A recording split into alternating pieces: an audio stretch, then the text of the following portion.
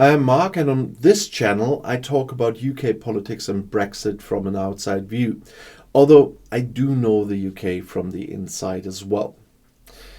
The riots in Great Britain are the latest example of political roles being turned upside down. The fact that things have come to this is due to the decline of conservatism and the contempt for the system on the part of some right-wingers. That's a dangerous constellation that threatens to spread. Civil society and politics are shocked, and Great Britain has had a stressful few months with early election, an election campaign, and a change of government. And actually, everyone needed a break. And this now completely burst out. For a long time, many people had only named migration as the third most important issue. The economy and the National Health Service seemed far more important. Although there are legitimate questions about immigration, the general public agrees that it has now been abused, and that in a perfidious way. What will happen next is difficult to predict. The BBC has identified at least 30 more demonstrations planned by far-right activists across the UK, but it is unclear how much support that they will have. And there are numerous rumors and disinformation on the internet, as you know, on the usual platforms. And there are indications that some of these are being spread from abroad. But what is the truth? At least British terror experts agree. The analysis of social media shows a clear pattern of influence that is intended to get people not only to protest and gather, but also to resort to violence, arson, and even attacks. And there have been repeated knife attacks on British streets in recent months. Just in April, a 14-year-old black boy was killed. But never before has the legitimate protest against them reached this scale. In this case, an obscure fake news outlet linked to Russia has described the Southport perpetrator as a 17-year-old alleged Muslim asylum seeker who arrived in one of the boats across the English Channel a year ago. Channel 3, or Channel 3 Now they are named, is a website that claims to be a legitimate American news service, but spreads claims based on speculation. The alleged perpetrator's name was picked up by thousands of Russia-linked accounts and then repeated by Russian state media. And an influencer linked to the hooligan organization English Defence League then called for nationwide protests. And that video has been viewed over 1 million times. And the content is clearly inflammatory. Analysis of even smaller public Telegram groups showed that the hoax reached a large audience, including ordinary people with no connection to far-right groups. And since many of the far-right activists were blocked on the X platform until recently, users spontaneously called for protests outside local mosques via local Telegram and Facebook pages. Graphics and memes, they migrated from there to TikTok, to X and Facebook, and were widely shared there. And live videos are also particularly common. They describe police repression of peaceful protesters concerned about the murder of white children. And that was intended to create a solidarity effect. And these live reporters were all directly linked to the English Defence League. And X was used to create a mood, but the people pulling the strings were somewhere else entirely, for example on holidays in Cyprus. Nigel Farage, whose party Reform UK now has 5 seats in the House of Commons, also added fuel to the fire. He attacked Prime Minister Keir Starmer and falsely claimed that Starmer had labelled all peacefully protesting citizens as right-wing radicals. This led to the hashtag Starmer dominating all platforms and the violence no longer being the focus. It almost seemed as if they were trying to normalize the term far right and make it synonymous with the average reform voter. Most of the posts came from pro-reform accounts, 2/3 of which had content copied and then pasted and shared very frequently, even though these accounts do not have many followers.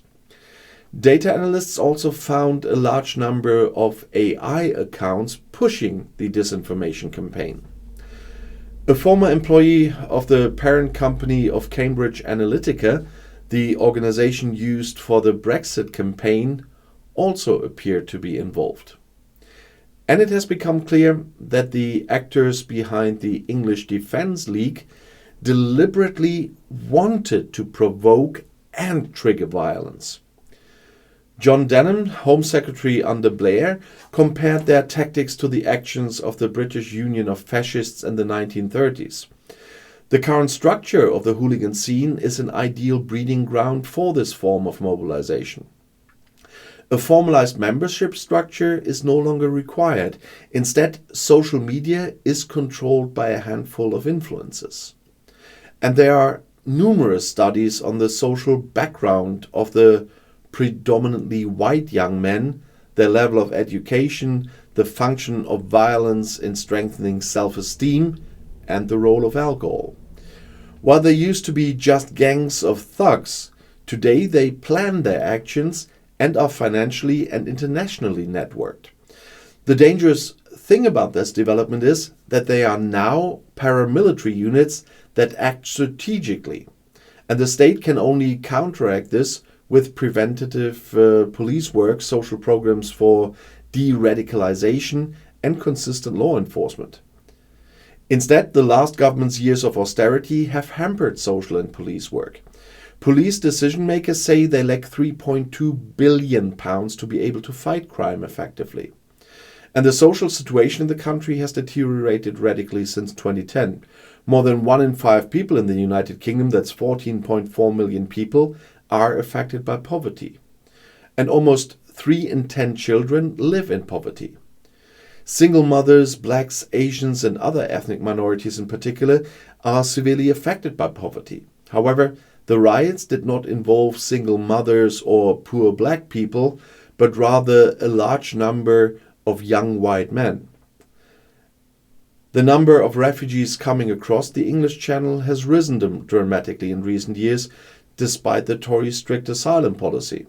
And the country is repeatedly plagued by ethnically motivated conflicts and even riots by migrants. That's true. But aside from right-wing extremist violence, is there not also legitimate dissatisfaction with migration policy among large sections of the population? Of course you have to ask that question. Under the Tories, it was not possible to discuss the issue of immigration as a factual issue. That's one of the problems. The issue was instrumentalized in the Brexit campaign, among other things, and abused as an election issue. Hardly any other issue can be used so much to distract from problems, such as the decline in state funding for the construction of social housing or the lack of jobs due to a lack of an industrial strategy. The fact is that immigration numbers from Europe have fallen and those from the Commonwealth have increased. And the reason for this is Brexit. The riots, however, were not directed against white Swedes or French people, but were clearly racially motivated. As in the textbook, the Tories, and with them British democracy, have undergone a steady development towards populism since 2010 and have made the question of identity a key issue. We have seen many years in which the culture war was cultivated. Former advisors to Boris Johnson accused the Tories of using their language to stir up hatred. The hate speech was not only directed against migrants, but also against other minorities. In this respect, fear is growing on all sides. The riots are the first major test for the new Prime Minister Keir Starmer now. But how does he intend to calm the situation? Starmer is indeed a former Attorney General and has experience of the 2011 riots. And right-wing television channels such as GB News try to get him to comment on refugees or political correctness, but he said little about the cultural and identity politics struggles. That seems to be exactly his strategy now. Instead of addressing the arguments put forward by the perpetrators of violence, he focuses on their origins in the hooligan scene and names the people pulling the strings. And he also attacked Elon Musk, among others. I talked about this week already. Starmer has set up a kind of a task force, imposed holiday bans for police officers, and set up 130 additional units with over 2,000 police officers. Take Back Our Streets was the focus of Labour's election manifesto. But the real enemy seems to be in social media, and especially very, very much of this even in Russia. And if you want to know something more, the next video is right here in the end screen. I'll see you there. I'll be back.